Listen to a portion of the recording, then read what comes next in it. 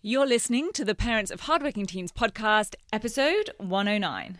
Stemming from a recent quote from a parent who said about her teen, "He's smart in terms of subject knowledge, but I think he could improve in working smarter and being smart about his study." Now, I see this situation a lot, so if this also feels true for you and your teen, then stay tuned because I have a couple of suggestions of ways your teen can get a little bit smarter about how they study.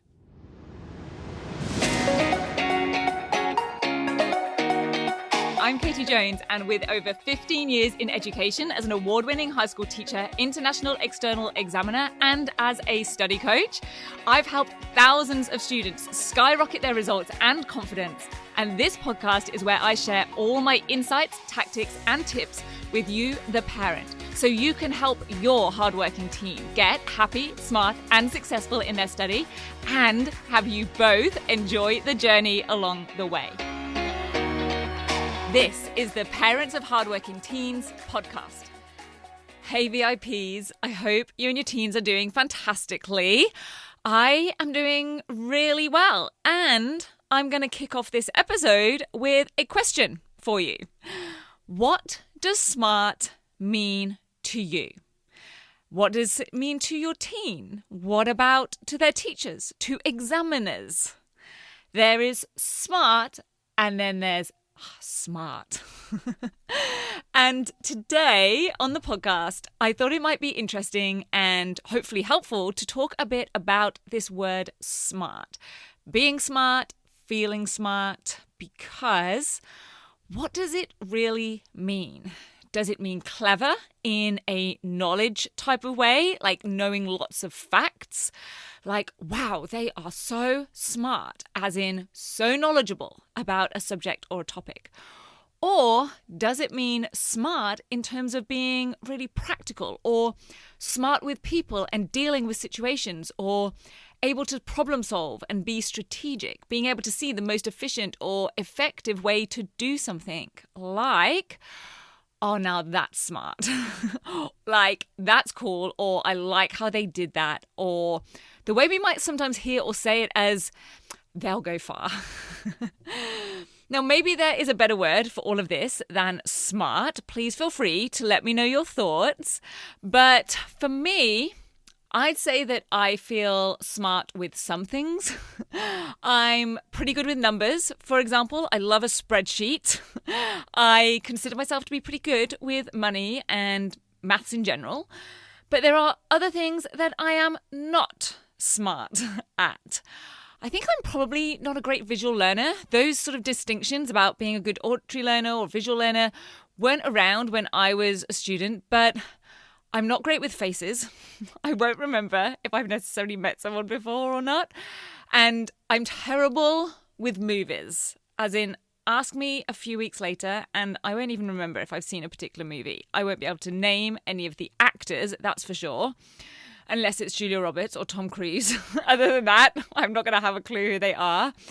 And do not ever rely on me for directions.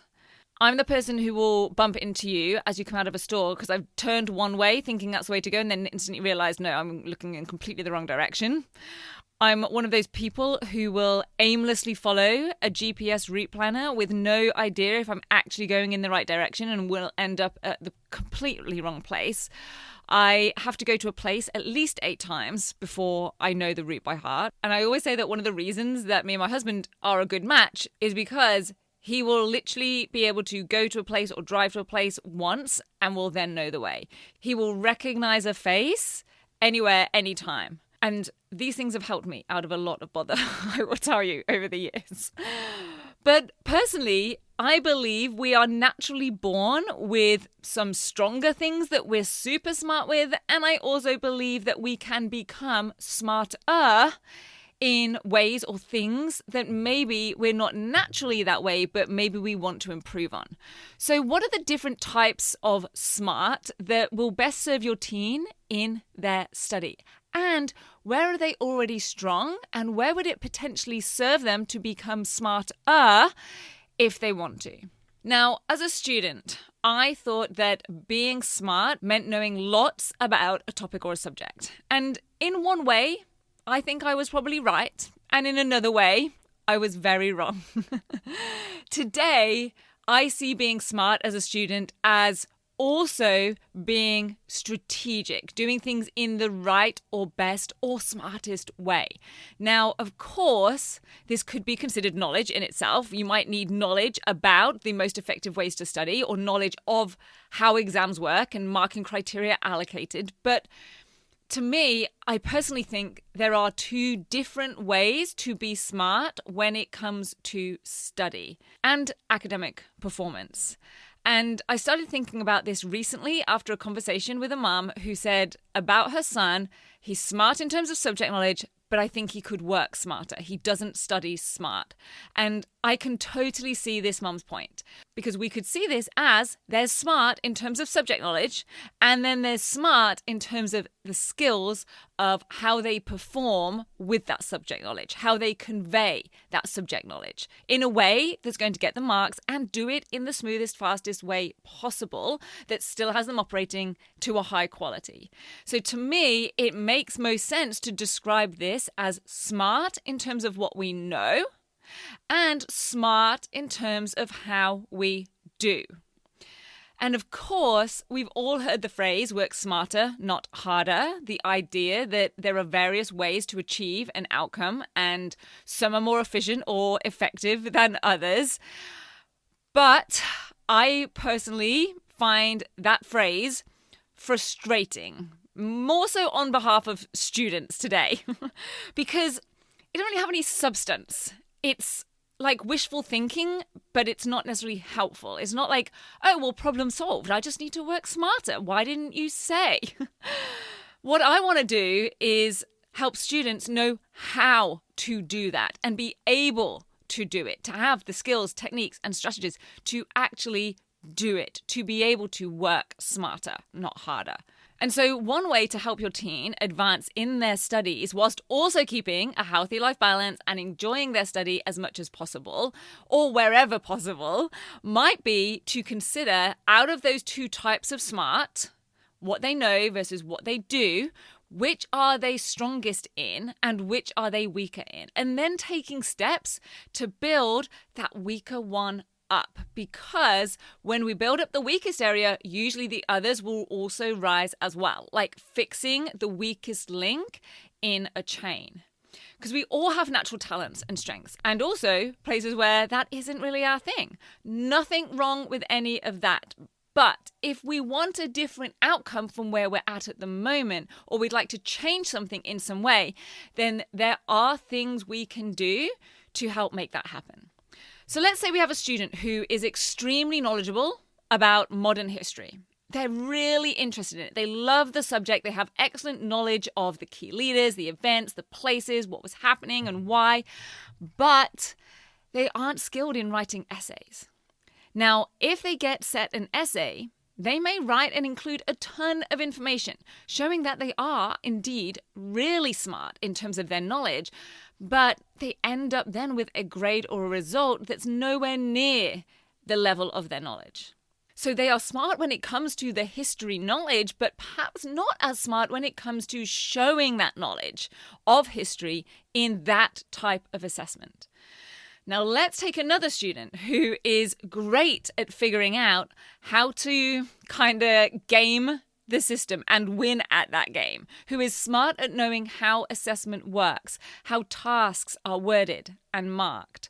And so they know that the essay is, for example, asking them to evaluate, to make a judgment. And so they immediately make that clear in their clear but fairly basic introduction or thesis statement, and then they support that with 3 decent reasons or supporting points, and they give some relevant but again fairly basic evidence because they don't have much detailed knowledge of the topic. They're not super smart when it comes to history as a subject, but they have given some of the important or key information.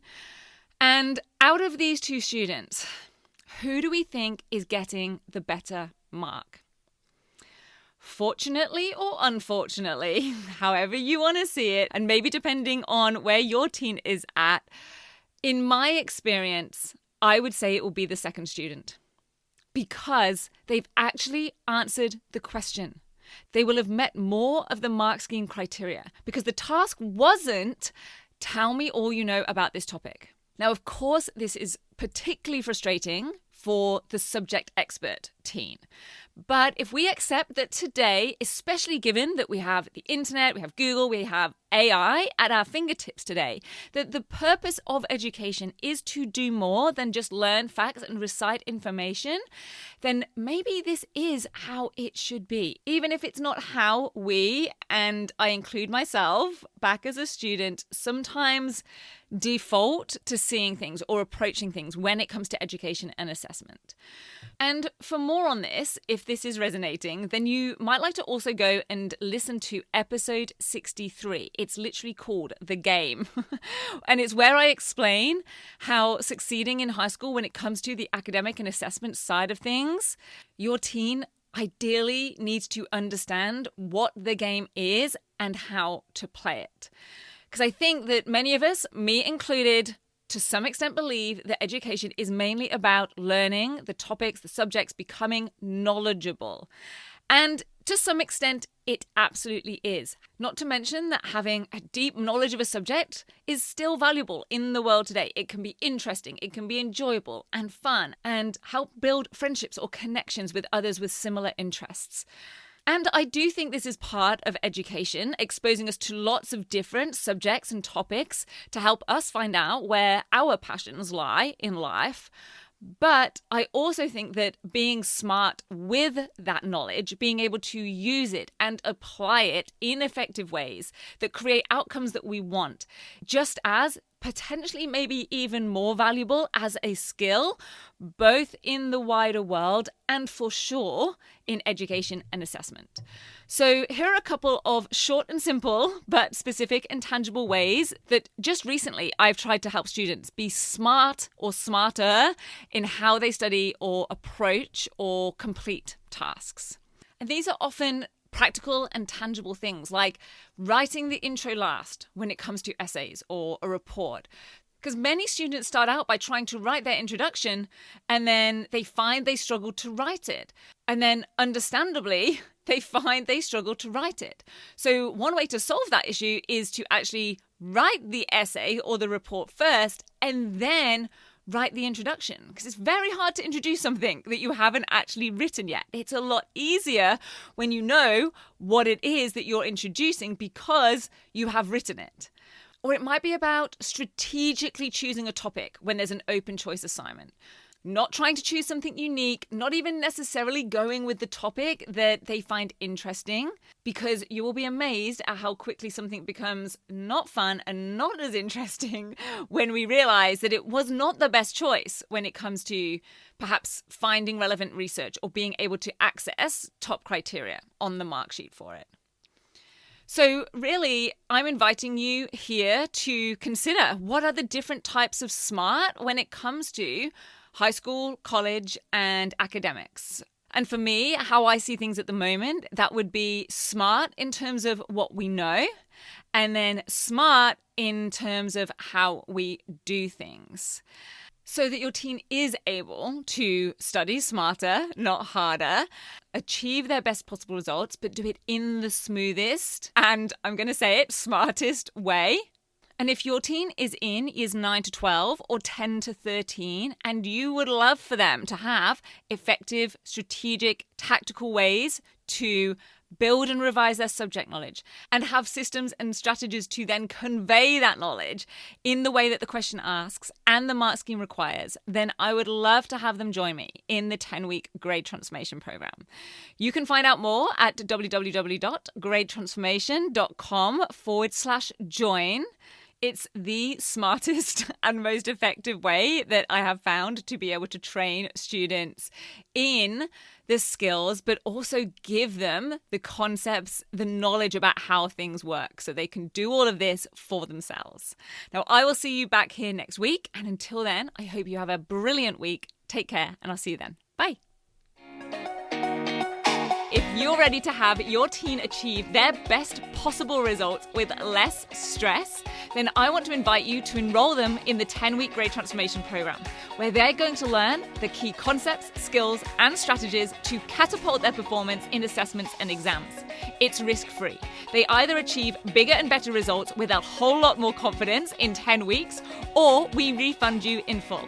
Just head over to www.rocksolidstudy.com/program and I'll see you there.